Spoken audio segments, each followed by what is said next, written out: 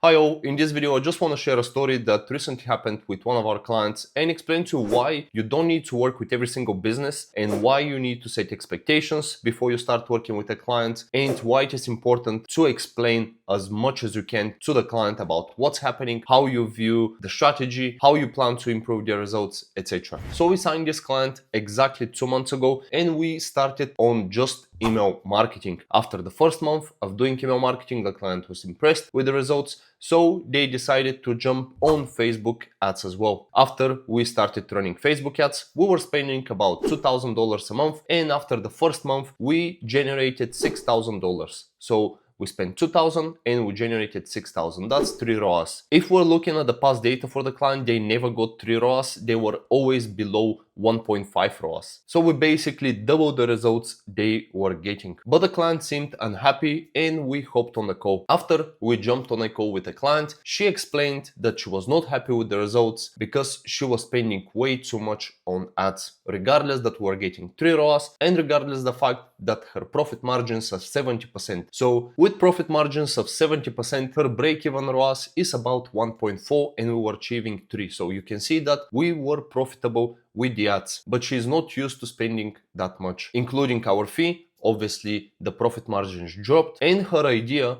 of scaling was to just focus on ROAS. She wanted us to just focus on ROAS, and by spending 2,000 to get to a point where we generate 15-20,000, which is about 10 ROAS. That is extremely high, and the better way to scale the ads is by increasing the spend and maintaining 3 to 5 ROAS. This is what we have found works best for our clients and for scaling businesses. Because as you can imagine, it's a lot easier to spend, let's say, 10,000 and generate 30,000 than spending 2,000 and generating 20,000. So if we do the math, if we spend $2,000 and we generate 20, that's 10 ROAS. So if we have generated 20,000, we deduct the 2,000 that we have spent on ads, and that leaves us with $18,000. And again, that's a lot harder to achieve than spending $10,000 and generating $30,000. Because if we generate $30,000 and we have spent only $10,000, that leaves us with $20,000. So you can see by achieving 3 ROAS, we're generating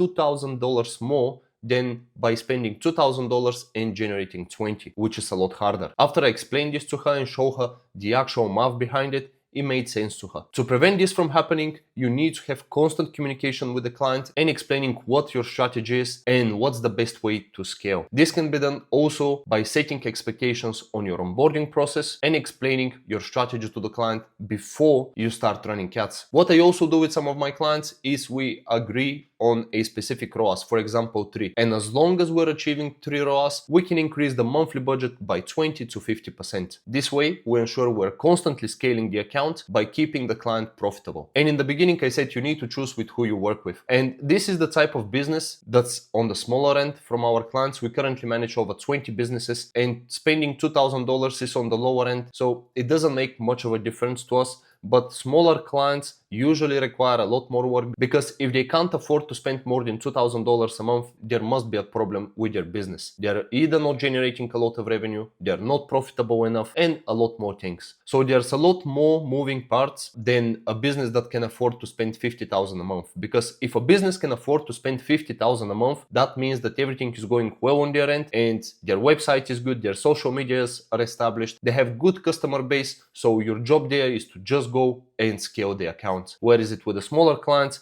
you need to fix a lot of things in order for the client to be able to spend $5,000-$10,000 a month. And yeah, that's about it. I hope this was helpful. If you have any questions, please drop them in the comments below, and I'll see you in the next one. Bye.